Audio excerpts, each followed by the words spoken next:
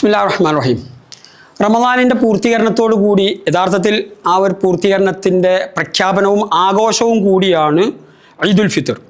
ഇസ്ലാമിലെ ഈദുൽ ഫിത്തർ ഉൾപ്പെടെ ഉള്ള ഈദുൽ ഫിത്തർ ആവട്ടെ, ഈദുൽ അദ്ഹ ആവട്ടെ, ആഘോഷങ്ങൾ പോലും ആരാധനാ പ്രധാനമാണ് എന്നത് നമുക്ക് ഖുർആനികമായും ഇസ്ലാമികമായും ചിന്തിച്ച് നോക്കിയാൽ മനസ്സിലാക്കാൻ കഴിയും. പരിശുദ്ധ ഖുർആൻ സൂറത്തുൽ ബഖറയിലെ 2-ാമത്തെ അധ്യായത്തിൽ സൂറത്തുൽ ബഖറയിൽ 185-ാമത്തെ ആയത്തിലാണ് ഈദുൽ ഫിത്തറിൻ്റെ തെക്ബീറിനെ കുറിച്ച് പറയുന്ന വലിതുക്മിലുൽ ഇദ്ദത വലിതുകബ്ബിറുല്ലാഹ അലാ മാ ഹദാകും എന്ന പ്രയോഗം വരുന്നത്.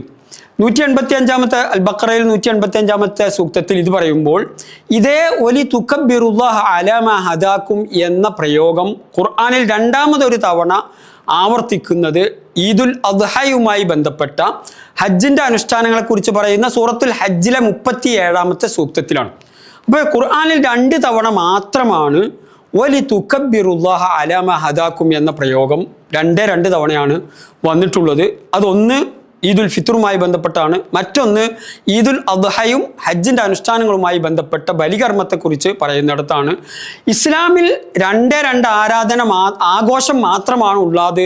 അത് 2 മുഖ്യമായ ആരാധനകളുടെ പൂർത്തീകരണത്തിൻ്റെ പ്രഖ്യാപനമാണ് എന്നതുകൂടി വരുമ്പോൾ ആ ആരാധനയും അത് തുടർന്നുള്ള അതിൻ്റെ ആഘോഷമായ ഈദുൽ ഫിത്തറും ഈദുൽ അദ്ഹയും ഏറ്റവും പ്രധാനമാണ്, അതുപോലും പുണ്യവും പ്രതിഫലാർഹവുമാണ് എന്ന് മനസ്സിലാക്കാൻ കഴിയും. പ്രവാചകൻ സല്ലല്ലാഹു അലൈഹി വസല്ലം മദീനയിൽ വരുന്ന സമയത്ത് മദീനക്കാർക്ക് ധാരാളം ആഘോഷങ്ങളും പുണ്യദിനങ്ങളും ഉണ്ടായിരുന്നു.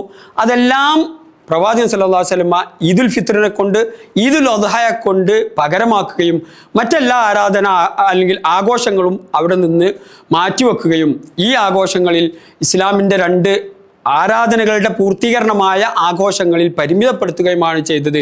അതിന് ഖുർആൻ അടിവരയിടുന്നതാണ് വലിതുകബ്ബിറുല്ലാഹ അലാ മാ ഹദാകും എന്ന 2 തവണ മാത്രം ഖുർആനിൽ ആവർത്തിച്ചതിൻ്റെ പൊരുൾ എന്നതുകൂടി നാം മനസ്സിലാക്കേണ്ടതുണ്ട്.